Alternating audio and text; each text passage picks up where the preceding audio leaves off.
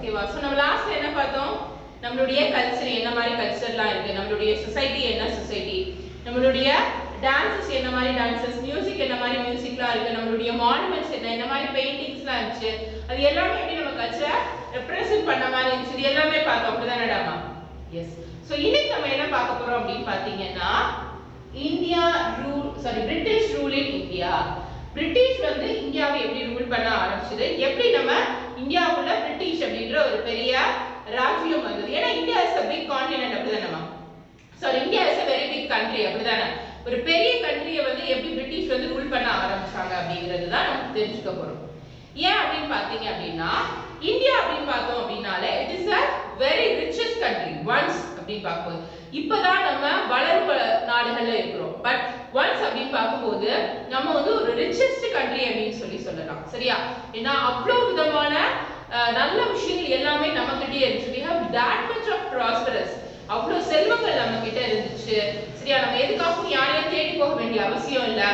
we rule, அதாவது நம்ம கிட்ட இருந்ததே வந்து நம்மளுக்கு அளவுக்கு அதிகமா இருந்துச்சு அப்படின்னே சொல்லலாம். சரியா? சோ அந்த மாதிரி a well settled prosperous country அப்படின்னா இந்தியாவை சொல்லுவாங்க. சரியா? ஏன் அப்படின்னு பார்க்கும்போது இங்க இருக்கிற வந்து ரைஸ் ஆகட்டும், கோல்டா இருக்கணும், ஒரு ட்ரெஸ்ஸஸா இருக்கட்டும், சரியா, மைன்ஸ் இருக்கட்டும், ஃபுட், இது எல்லாமே எப்படிதான் இருந்துச்சு, அளவுக்கு அதிகமாவே தான் நம்மள்ட்ட இருந்துச்சு. சரியா? ஒரு கோல்டா இருக்கட்டும், எதுவாகவே இருந்தாலுமே என்னது, இட் வாஸ் அன்லிமிட்டட் அப்படின்னு சொல்லலாம். ரொம்ப ரிச்சா ப்ராஸ்பரஸா இருந்தோம். அப்படி இருந்த சமயத்துக்குள்ளதான் இந்தியாவுக்குள்ள பிரிட்டிஷ், யூரோப்பியன்ஸ் இந்த மாதிரி ஒவ்வொருத்தவங்களா உள்ள வர ஆரம்பிச்சாங்க. அந்த மாதிரி வந்ததுக்கு அப்புறம் தான் நம்மள அவங்க ரூல் பண்ண ஆரம்பிச்சாங்க. அது என்ன மாதிரி அவங்க என்டர் ஆகாங்க அப்படின்றத பத்தி தான் நம்ம பார்க்க போறோம். So the first we are going to see about is coming of the British. Coming of the British.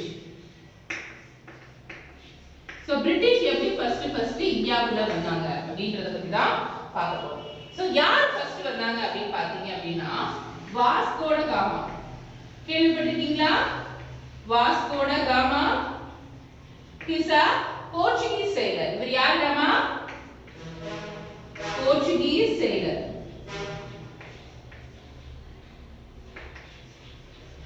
சரியா? he discovered the sea route. அதாவது போர்ச்சுகீஸ் sailor-ஆன வாஸ்கோ ட காமா தான் first ஒரு கடல் வழி பயணமா வந்து இந்தியாவுக்குள்ள வரலாம் அப்படிங்கறதையே ஃபைண்ட் அவுட் பண்ணாரு. இவர் வந்து ஒரு போர்ச்சுகீஸ் sailor. இவர் எது வழியா நம்ம இந்தியாவுக்குள்ள வந்தாரு அப்படின்னு பார்க்கும்போது ஆப்பிரிக்கா வழியா கேப் ஆஃப்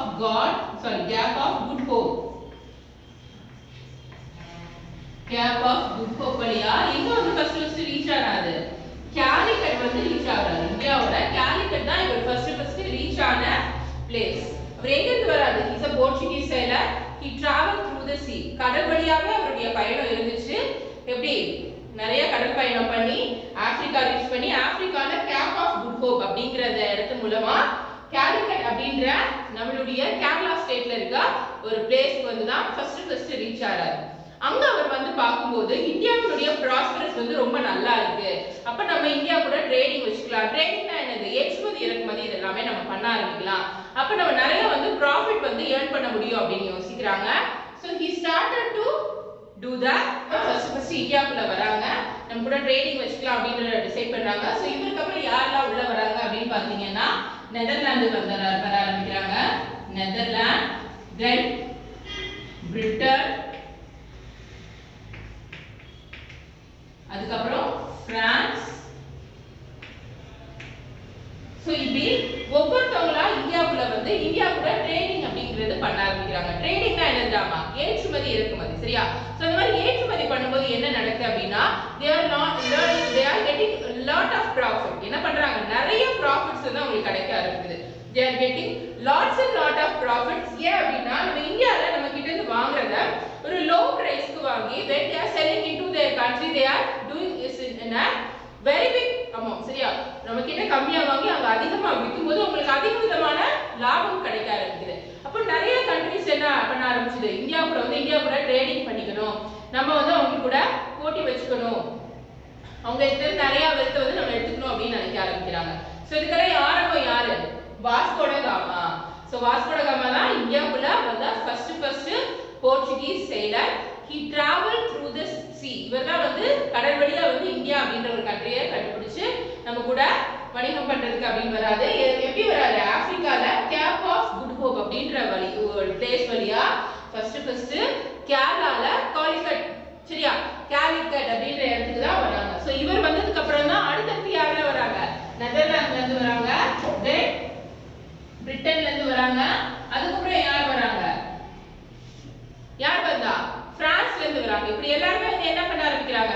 நம்ம கூட ட்ரேடிங் பண்ண ஆரம்பிக்கிறாங்க. சோ ஒரு ஸ்டேஜ்ல என்ன நடக்குது அப்படின்னா இந்த ட்ரேடிங் வந்து ரொம்ப ஒரு காம்பாக்டா போக ஆரம்பிக்குது. ஏன் அப்படின்னு பார்த்தோம்னா நிறைய போட்டி பொறாமைகள் ஏற்பட ஆரம்பிக்குது. நாம பண்ணணும், நீ பண்ணணும். ஏன்னா ஒருத்தவங்களோட ஒருத்தவங்க கம்பேர் பண்ணும்போது the way they are getting and selling it வந்து ரொம்ப டிஃபர் ஆகுது. அதனால என்ன பண்ண ஆரம்பிக்கிறாங்க? இது எல்லாத்தையும் ஒரே ஆளா நம்ம கண்ட்ரோல் பண்ணிக்கணும் அப்படின்னு நினைச்சு யூரோப்பியன்ஸ் வந்து ரொம்ப உள்ள இறங்க ஆரம்பிக்கிறாங்க. So the British decided to form a what? They formed a company that is English East India Company. சரியா? English East India Company. சரியா? So நிறைய கண்ட்ரீஸ்ல இருந்து உள்ள வந்து இந்தியா கூட இது பண்றாங்க. So they are getting more profit அப்படினோனே யூரோப்பியன்ஸ் கொஞ்சம் ரொம்ப ஸ்ட்ராங்கா இது பண்ண ஆரம்பிக்கிறாங்க.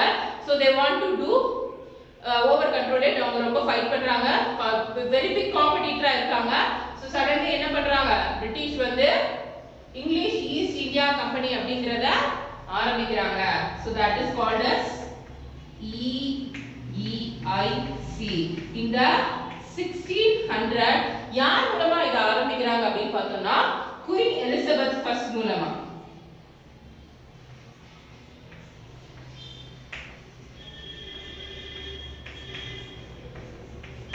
சரியா?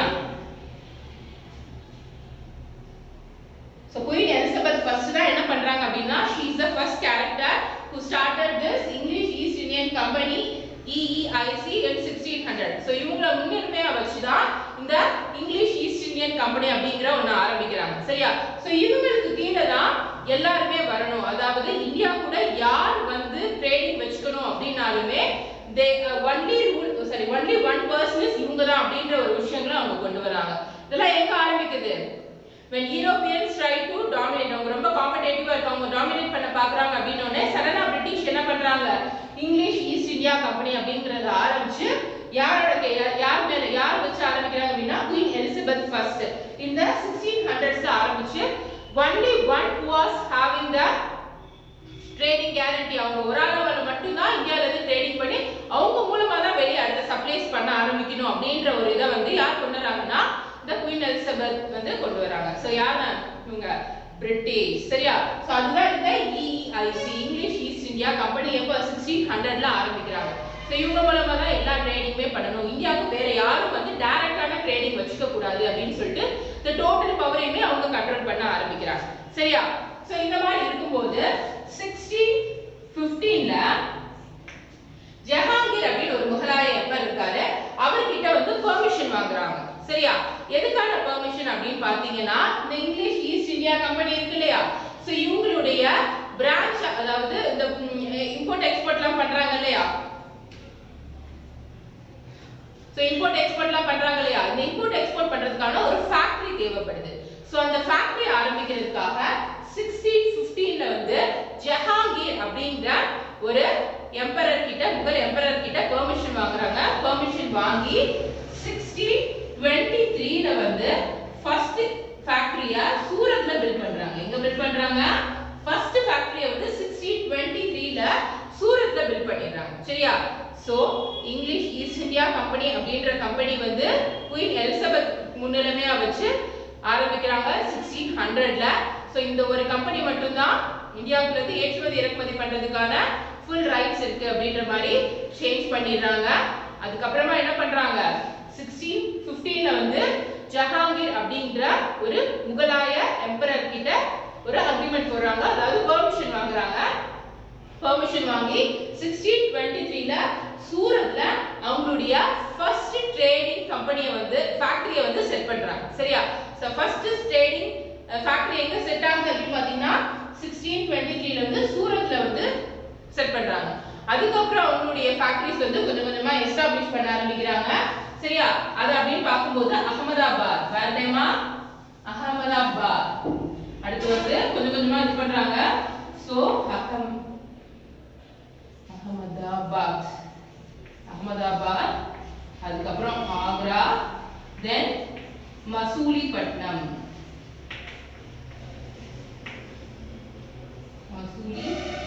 சரியா? சோ அதுக்கப்புறம் என்ன பண்றாங்க, அவங்களுடைய branches of factories வந்து இந்த ஏரியாஸ்ல தான் எஸ்டாப்லிஷ் பண்ண ஆரம்பிக்கிறாங்க.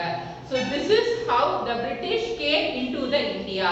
இப்படிதான் என்ன பண்றாங்க, பிரிட்டிஷ் வந்து இந்தியாவுல வர ஆரம்பிக்கிறாங்க. ஓகேவா? சோ ஃபர்ஸ்ட் என்ன நடக்குது, யார் வராங்க ஃபர்ஸ்ட், வாஸ்கோ ட காமா வந்து a Portuguese sailor, he is coming into India, he found out the India. அவர் தான் இந்தியாவை கண்டுபிடிச்சு கம்ப்ளீட்டா கடல் வழி பயணம் பண்ணி வராரு. எது வழியா வராரு, ஆப்பிரிக்கால கேப் ஆஃப் குட் ஹோப் அப்படின்ற பிளேஸ் வழியா வந்து எங்க ரீச் பண்றாங்க, இந்தியால கேரளால இருக்கிற கோலிகட் அப்படின்ற பிளேஸ்ல வந்து ரீச் ஆறாங்க. சரியா? சோ அவர் வந்து ரீச் ஆனதுக்கு அப்புறம் நம்ம இந்தியா கூட ட்ரேடிங் பண்ணணும்னு நினைக்கிறாங்க. இவர் வந்ததை வச்சு பின்னாடியே யாரெல்லாம் வராங்க, நெதர்லாந்துல இருந்து வராங்க, பிரிட்டன்ல இருந்து வராங்க, தென் பிரான்ஸ்ல இருந்து வர ஆரம்பிக்கிறாங்க. சோ ட்ரேடிங் பிசினஸ் வந்து இங்க ரொம்ப சூடு பிடிக்க ஆரம்பிக்குது. அதாவது ரொம்ப நல்ல டெவலப்மெண்ட் இருக்கு. ஏன் அப்படின்னு பார்க்கும்போது they are getting low price, நம்ம கிட்ட இருந்து கம்மியான ரேட்ல வாங்கி அவங்களோட இதுல போய் சேல் பண்ணும்போது ரொம்ப அதிகமான லாபத்துக்கு விற்க ஆரம்பிக்கிறாங்க. so they are getting much more profit, ரொம்ப profit பார்க்க ஆரம்பிக்கிறாங்க. so நிறைய கண்ட்ரிஸ் என்ன பண்றாங்க, they are started to fight, யார் வந்து நம்ம இந்தியா கூட ட்ரேடிங் பண்ணி யார் வந்து டெவலப் பண்றது அப்படிங்கிறது பெரிய போட்டியாவே நடக்க ஆரம்பிக்குது. அப்ப என்ன பண்ண ஆரம்பிச்சாங்க, யூரோப்பியன்ஸ் வந்து they are the very big competitor, அவங்க வந்து பெரிய ஒரு காம்படிட்டரா மாற ஆரம்பிக்கிறாங்க. suddenly the British என்ன பண்ணாங்க, ஈஸ்ட் இந்தியா கம்பெனி, சரியா, ஈஸ்ட் இந்தியா கம்பெனி அப்படின்ற ஒரு இத இங்கிலீஷ் ஈஸ்ட் இந்தியா கம்பெனி அப்படின்ற ஒரு கம்பெனியை வந்து 1600ல குயின் எலிசபெத்தை வச்சு ஆரம்பிக்கிறாங்க. she is the main character, she is the main role in this. so queen Elizabeth first வச்சு தான் இந்த இங்கிலீஷ் ஈஸ்ட் இந்தியா கம்பெனி அப்படின்ற ஒண்ணு ஆரம்பிச்சிடுறாங்க. சோ அது ஆரம்பிச்சதுக்கு அப்புறம் என்ன பண்றாங்க, இந்தியாவுக்குள்ள வந்து ஒரு ட்ரேடிங் பண்ணணும் அப்படின்னா மொத்த கண்ட்ரோல் யார்கிட்ட தான் இருக்கு, இவங்கள்ட்ட தான். அதாவது EIC ட்ட பெர்மிஷன் வாங்கினா மட்டும்தான் பண்ண முடியும், அவங்களுக்கு தான் எல்லா ரைட்ஸுமே இருக்கு அப்படின்ற ஒரு விஷயங்களை கொண்டு வராங்க. தென் 1615ல ஒரு முகல் எம்பரர் ஜஹாங்கீர் அவர்கிட்ட பெர்மிஷன் கேக்குறாங்க. அவங்க எப்படி உள்ள வராங்கன்னு பாருங்க, by getting a permission, சும்மா ஒரு பெர்மிஷன் கேக்குறாங்க, எங்களுடைய இந்த எக்ஸ்போர்ட் இம்போர்ட் பண்றதுக்கு எங்களுக்கு ஒரு ஃபேக்டரி வெச்சுக்கணும், அதுக்கான ஒரு இடம் கொடுங்க அப்படினு சொல்றாங்க. so they are giving permission. in 1623ல வந்து பெர்மிஷன் கிடைச்சு சூரத்ல ஃபர்ஸ்ட் ஃபேக்டரியை வைக்கிறாங்க. அதுக்கு அப்புறம் அந்த ஃபேக்டரி எஸ்டாப்லிஷ் பண்றாங்க. எங்கங்க அப்படி பாக்கும்போது அகமதாபாத், ஆக்ரா and மசூலிப்பட்டினம் இந்த இடத்துல எல்லாம் இது பண்ண ஆரம்பிக்கிறாங்க. இப்படி தான் என்ன பண்றாங்க, British are getting into the India. ஓகேவா? சோ அடுத்து வந்து இங்க உள்ள வந்தாங்க இல்லையா, சோ இவங்க நம்மள கொஞ்சம் கொஞ்சமா ரூல் பண்ண ஆரம்பிக்கிறாங்க. அதுக்கு அப்புறம் இன்னும் வந்து எப்படி நம்மள வந்து கண்ட்ரோல் பண்ண ஆரம்பிச்சாங்க, what are the wars we have faced, நம்ம என்னெல்லாம் கஷ்டப்பட்டோம் அப்படிங்கறத பத்தி, என்னெல்லாம் வார்ஸ் நடந்துச்சு அப்படிங்கறத பத்தி தான் நம்ம பார்க்க போறோம் in my next video. Okay வேண்டாமா, பார்க்கலாமா? are you interested? very good. so the continuation வந்து மிஸ் நாளைக்கு சொல்றேன். so don't miss the video, watch carefully. ஓகேவா? bye.